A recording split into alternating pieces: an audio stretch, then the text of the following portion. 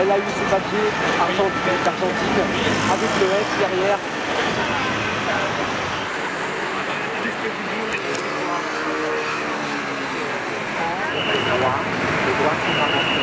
On a marre de ces sociaux-libéraux qui nous font des promesses. Après, c'est insupportable. Là, on est dans le problème de gens qui sont marginalisés artificiellement, quoi. C'est un système qui les rend, qui les marginalise, donc.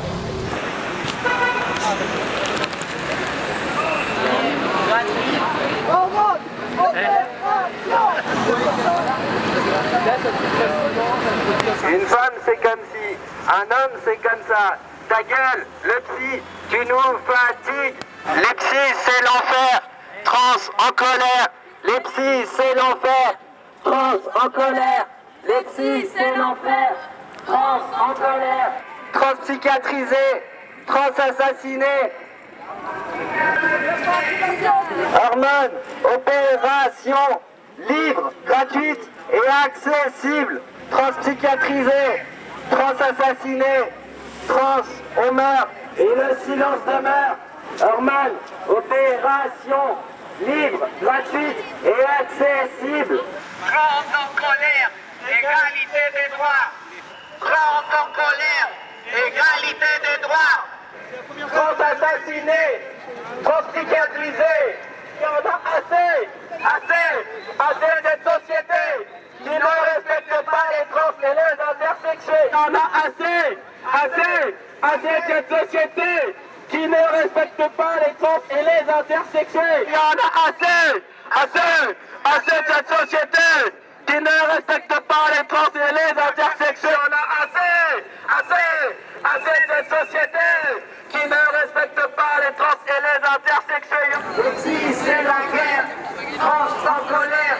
Et si c'est l'enfer, trans en colère.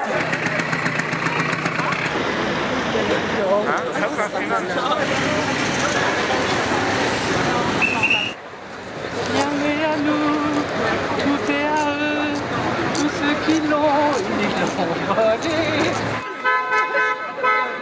Journaliste, le voyeurisme tue.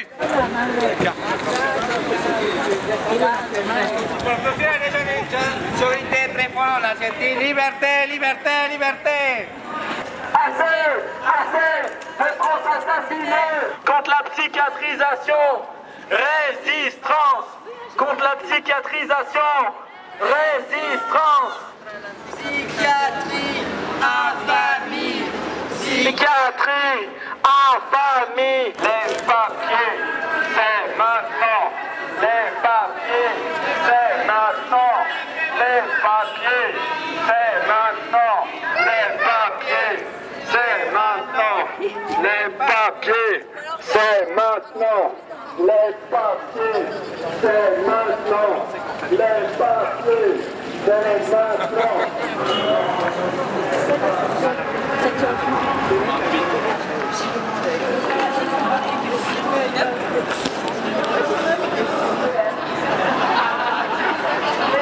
C'est l'enfer, les trans en colère. Et puis c'est l'enfer, les trans en colère.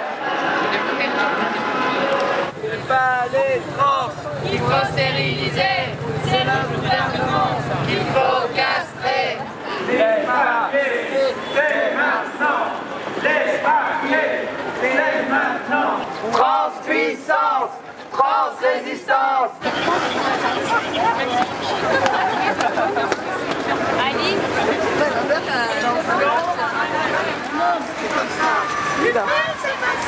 Ta gueule, merci, tu nous fatigues. Pas les trans, il faut éviter. C'est les psychiatres qu'il faut castrer. C'est pas les trans qu'il faut stériliser.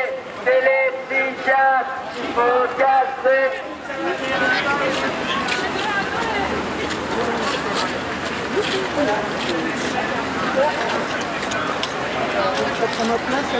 Pour moi, en tant que trans migrante, je porte la parole des personnes qui n'ont pas de voix.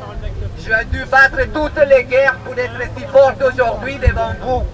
Mais ce n'est pas donné pour toutes les autres personnes trans migrantes. Aujourd'hui, j'ai la force de me battre aussi pour eux, mais je suis à côté aussi toutes les autres personnes, les Françaises, les Européennes, toutes les personnes. Il ne faut pas oublier qu'actuellement, il y en a beaucoup de trans qui sont en fin de vie parce qu'ils sont touchés par le VIH. Il y en a aussi une grande indifférence pour ça. Donc, restons sensibles à toutes les questions des trans, demandons le changement d'état civil, toutes les questions qui sont concernées vraiment à nos jeunes, mais n'oublions pas les conditions de vie, parce qu'il y en a des conditions de vie misérables pour les trans. Aujourd'hui, il n'y a pas de loi qui punit les agressions transphobes. Les meurtres des trans ne sont pas punis comme des agressions transphobes, des discriminations. Aujourd'hui, les trans sont précarisés. C'est une catégorie, une population minorisée et vulnérable. On est les personnes, la catégorie politique la plus touchée par le VIH, comme l'a dit Giovanna. On est précarisé, on a peu de moyens, on n'a pas de possibilité de changer nos papiers facilement, on n'a pas de possibilité de trouver du travail, on n'a pas la possibilité de s'outer, de faire des enfants, d'avoir des familles. Tout ça, on ne peut pas le faire aujourd'hui. Tout ça parce qu'il n'y a pas de loi qui encadre nos parcours. Aujourd'hui, il est plus qu'urgent que les médecins se forment à l'accueil des personnes trans, que la lutte contre le VIH intègre la transidentité dans la lutte. Voilà, c'est tout ce que j'ai à dire pour Outrans. En tant qu'Arc-en-Ciel Toulouse, Arc-en-Ciel Toulouse c'est Midi-Pyrénées, on est quelques-unes, quelques-uns, mais on représente beaucoup sur le terrain, contrairement à l'homosexualité qui a trouvé refuge et asile et je dirais une dimension culturelle dans les villes.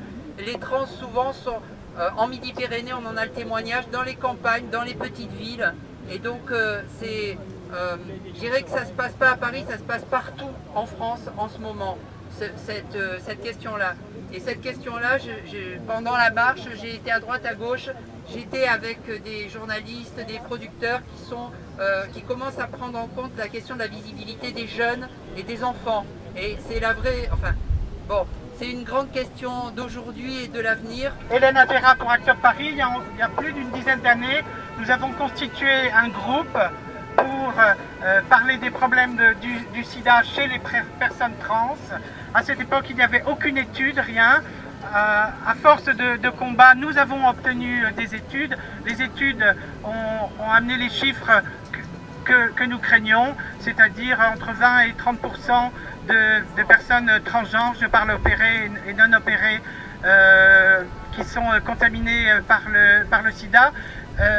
Il y avait des études aux États-Unis qui étaient sorties avec à peu près ces mêmes chiffres 10 ans avant. Le livre Transgender and VIH de Walter Buchting, il date de 2000. C'est pour vous dire le retard que la France a pris en ce domaine. Le retard sur les lois d'identité de genre, ben, on les voit en ce moment, on est en train de se battre contre ça. Il faut bien comprendre que la discrimination va créer des contaminations. Plus on discrimine quelqu'un, plus on oblige une personne à vivre avec des papiers qui ne correspondent pas à sa vie sociale, plus on la précarise et plus on la mène vers des champs où elle va être plus vulnérable au sida. Maintenant, je vois qu'il y a pas mal de journalistes et de gens qui photographient. Il faut que la presse se rende compte qu'avec ses stéréotypes, avec ses clichés, avec son éternelle histoire de Gaston qui devient Marguerite et de Marguerite qui devient Gaston, ils répandent aussi des mauvaises idées sur nous. C'était vraiment une très très belle marche. Il a plu, ça ne vous a pas découragé. Pour finir, donc j'espère que ce gouvernement se saisira d'un certain nombre de revendications qui sont assez faciles à mettre en place et qui ne coûtent rien